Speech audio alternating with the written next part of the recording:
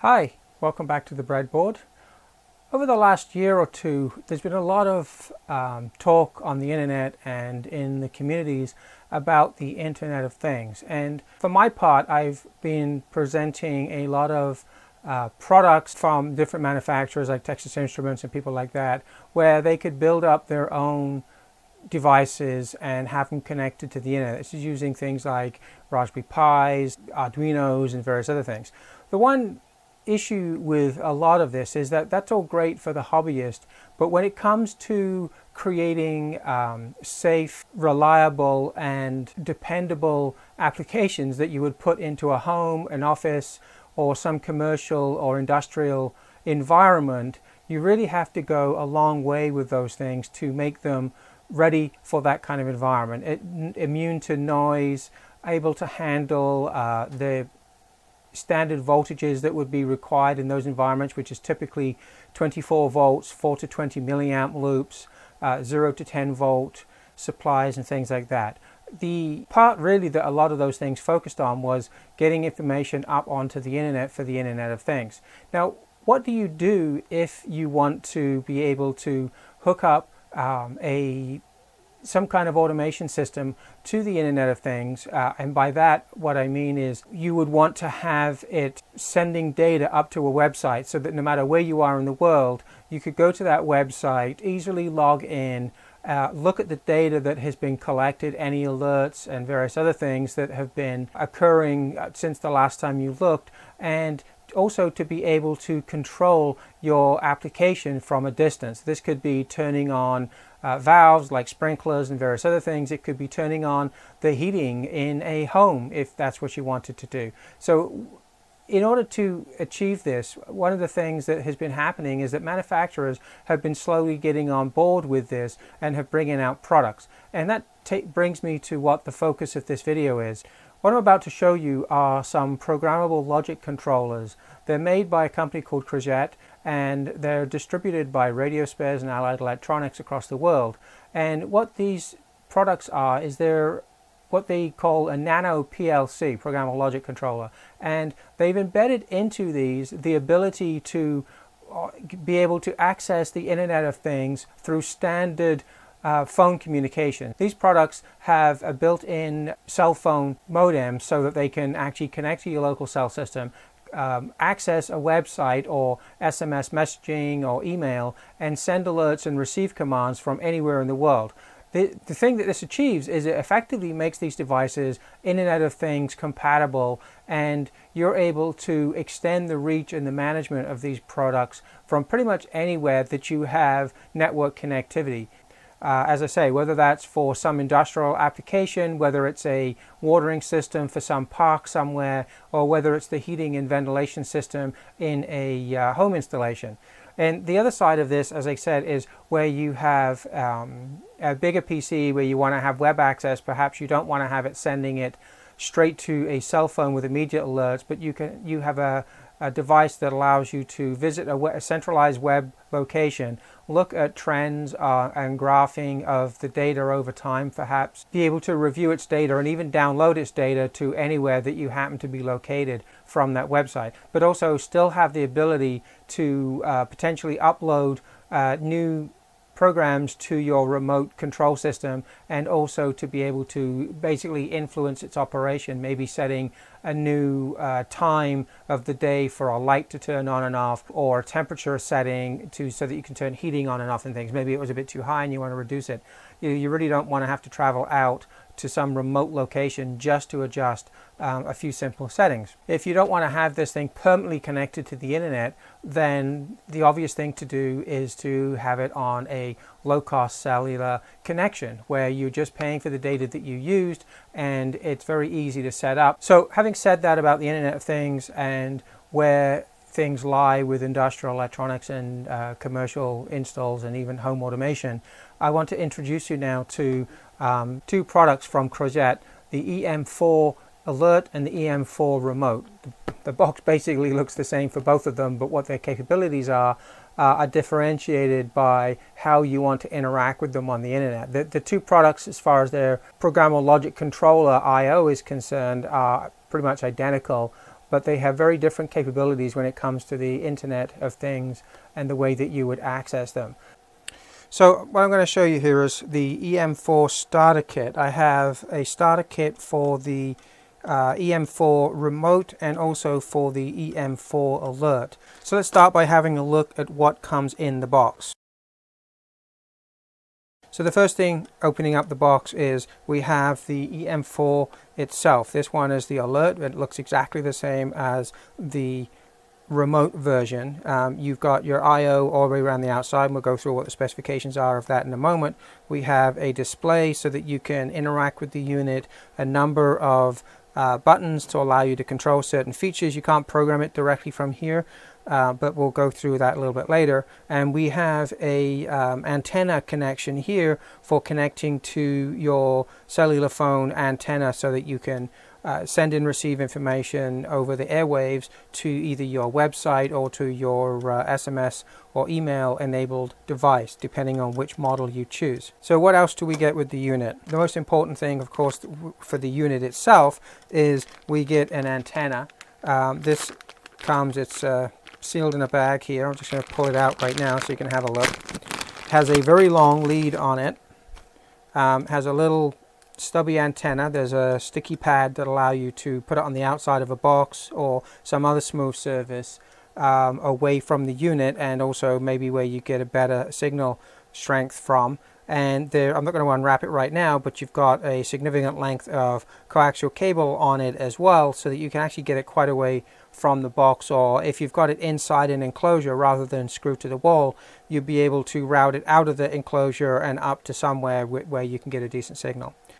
You also get a USB stick comes with it, which is the em4 software on here that lets you get started with your Windows-based PC to allow you to program the unit. You have a custom design tools that you can either download off the internet or you just load it off the USB key that allows you to use standard PLC design software to create your applications. We'll go through that a little bit later. The next thing that comes, communications USB adapter that allows you to plug this in, and then you can plug your PC directly into the USB port to connect to it. Now you can also buy other options, for instance RS485 adapter, so that you can actually chain a number of units together and have them talk to each other, or even talk to a graphical display or other device through the RS485 network using the Modbus protocols. So that's what you get. And then the last, well, not the last thing, but almost the last thing, is you get a long USB cable that allows you to plug it into your PC or laptop or whatever other smart device you're using. I'm going to be showing you software using a Windows Surface tablet when we go through doing any design things. So that's what you get as well. And then you get an instruction booklet which will describe how to connect it up to the network, up to your devices, and how to mount it on the wall. Gives you all the dimensions and tells you how to take things apart, install a SIM card and things like that. So that's all there as well. It's all well laid out, easy to understand and follow, and it tells you a little bit about how to connect basic instruments to it. For instance, temperature probes, light sensors, pressure sensors, 4 to 20 milliamp loops and things like that. And I have a few devices which we'll go through in a moment that Crouzet and Radio Spares also sent to me that will allow me to give this a little bit of a test, put an application on it and show you what it can do. One of the unique things that comes in the box for the em4 remote is actually this card. You get two little stickers on a piece of paper, and this is very important for registering. You have a long product ID here that is unique to your product that you need to enter on the website when you register your em4 remote in order to get access to it. The actual device will automatically connect up to their website, but in order for you to link it with your account, you need this piece of paper, and you should not lose it. There's got the serial number for the device, you've got the product code for the device, and you have this very long ID that you need to input on the website in order to get things up and running. So I would suggest that once you get this, make a copy of it, put it away somewhere safe, maybe even stick one of these onto the device itself for registration purposes. Obviously you have a password which is separate to this, but without this you're not going to get set up and connected on the website and be able to use your em4 remote. The other two things is the website where you go to do your registration and everything else on a little leaflet, and another leaflet that tells you where to go and get the software for the em4 remote so that you can do any updates and things. You do get the USB key with the device, but of course if there's been any updates, they may not be included on the USB keys yet when it arrives. So go onto the site, download the latest software, and you'll be up and running in no time. So both the em4 remote and the em4 alert have 16 digital inputs, including 4 high-speed inputs, so that you can do RPM, like timing based circuits and things like that, and control, which would be normally beyond, say, a relay just closing and opening. These would be actual voltage inputs, maybe from a Hall effect sensor or some other kind of detector of a rotational, maybe a belt that's running, or a motor speed control or something like that. So the 16 digital inputs, as I said, 4 high-speed ones. We actually also have 8 analog that will support either 0 to 10 volts or a potentiometer, and 4 of them will also support 4 to 20 milliamp loops. So these are all on the top here. You've got the first 2 connections, which is your 24 volt supply coming in. You then have I1, 2, 3, and 4, which support the high-speed frequency inputs, as well as the normal analog inputs, and you can still use them as DC inputs as well, 0 to 10 volts, and you could just use them as a logic 0, logic 1 if you need to.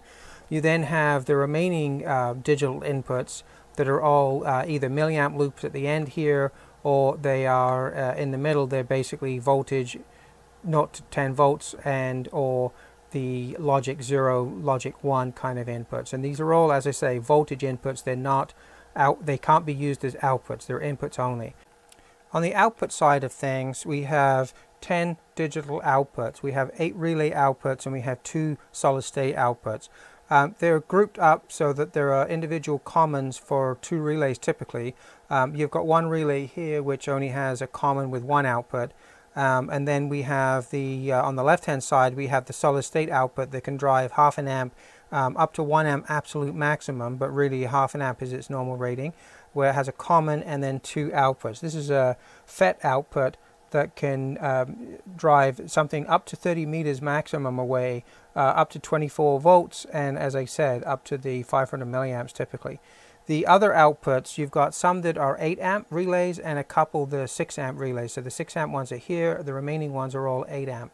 So the nice thing is you do have a few of these separated with a unique common. So typically, if you've got one supply for everything and it's all 24 volts, then all the commons would go to the positive supply or the negative, depending on which way you're driving your loads, and then you have your outputs. But if you do have different outputs that you need to drive, maybe some of them are running at 12 volts, some are 24 volts, and some are even mains voltage, then you do have a lot of choices as to how you connect these up.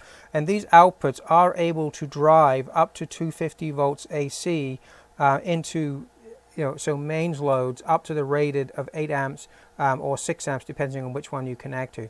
A lot of programmable logic controllers I've looked at in the past, they have logic outputs, and if you want to drive any real loads or even look at the sensor input from a lot of real loads, you have to build a whole bunch of integration logic for it. These Nano PLCs, they come with everything. You do not need to build any special I/O to get these things to control typical outputs or to sense typical inputs. So they're already capable and hardened to take up to 24 volts in any of their inputs. The analog inputs will take the 10 volts for the normal analog to digital conversion and things like that, and the outputs are all rated, as I said, up to 250 volts AC and up to 8 amps or 6 amps, depending on which one you're looking at. Now the solid state output is not rated at 250 volts. Be aware of that. It's rated at 24 volts DC, but that for a lot of uses is still very, very useful. You can, if you really wanted to, you could put some external relays on it if you weren't just driving some low voltage DC kind of application with it.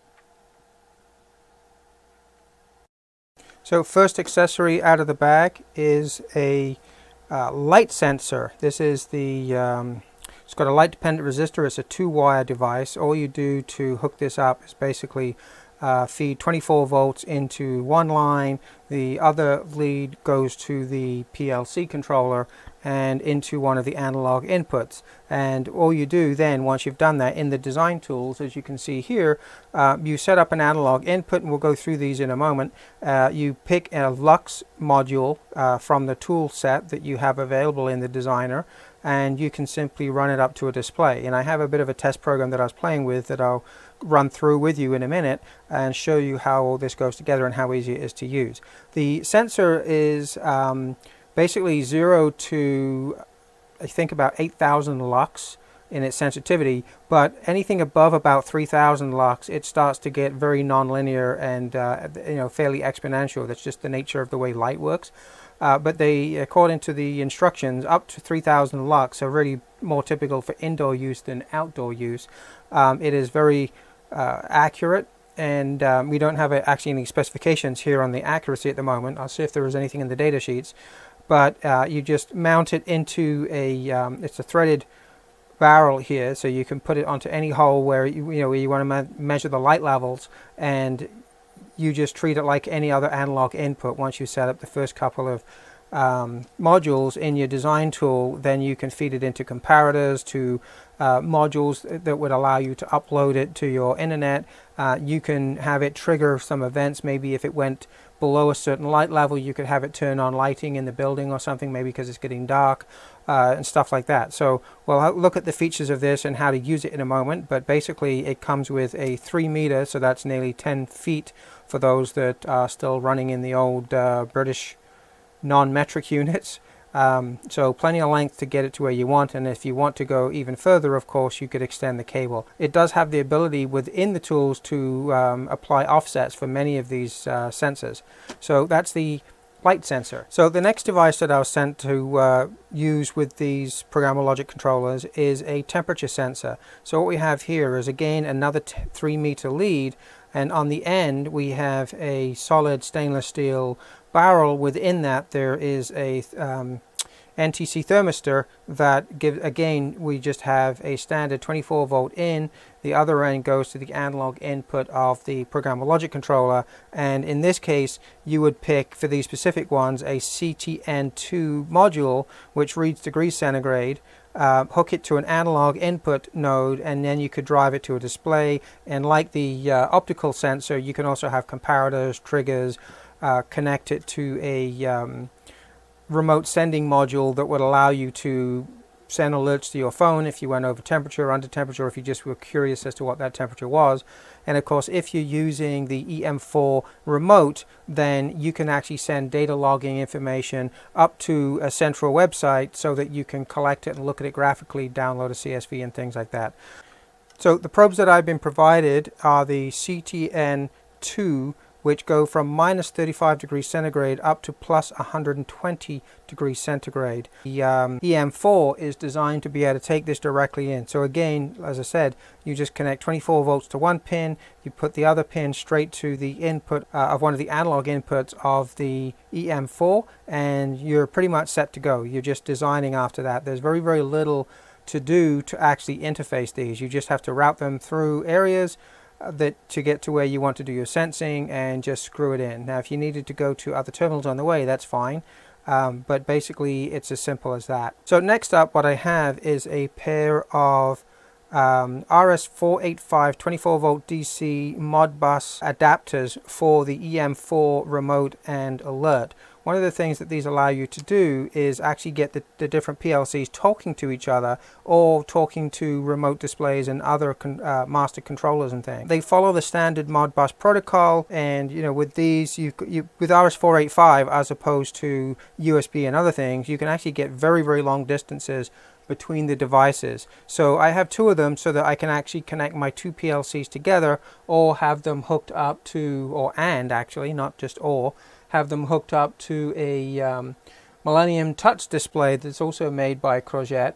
And this is basically an 8-inch display that you can configure to show trends, alerts, alarms, text, pretty much, and it's completely touchscreen as well, so you can actually use it to control the PLC and invoke commands to turn lights on and off, heaters on and off, close relays, open relays, and consequently anything you have connected to that.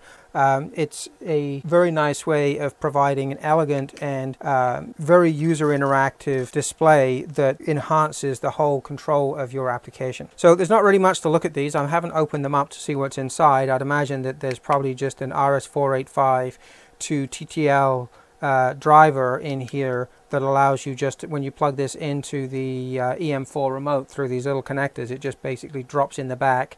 Then that's all it's going to be that's inside here. So there's really nothing to look at because it's just going to be a chip on a PCB. A few words of warnings that are in the manual here. It's just a little leaflet that comes with it. There's more information online, of course, on how to use these.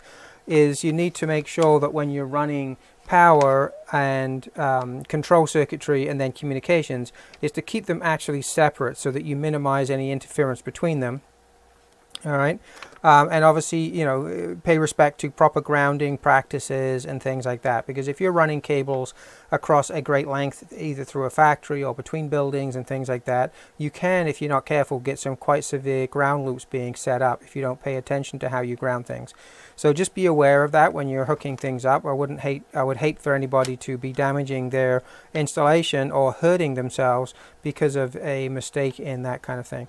The way that RS485 works, by the way, without going into too much detail, is you have a pair of differential drive wires that are basically paralleled across all of your devices, and it's you only have a single master in this case.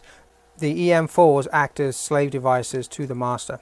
So of course none of this is going to work unless you actually have power to power it. The last device that I was sent is actually an AC to DC converter. Now the ones that they provide are nice compact units. They're basically the same form factor, as you can see, as the basic EMC device, so it can sit there with DIN rail mounting, or you can pop out these little tabs and you just screw it to the mounting plate that you're going to put all your other units onto.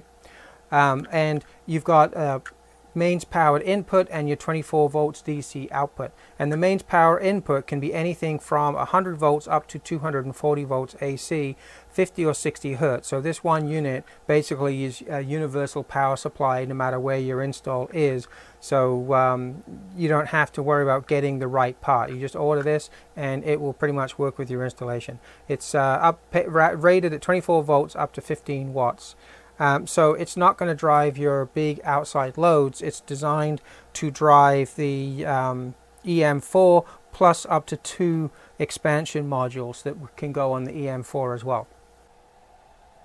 So that completes the introduction to the em4 remote and em4 alert products.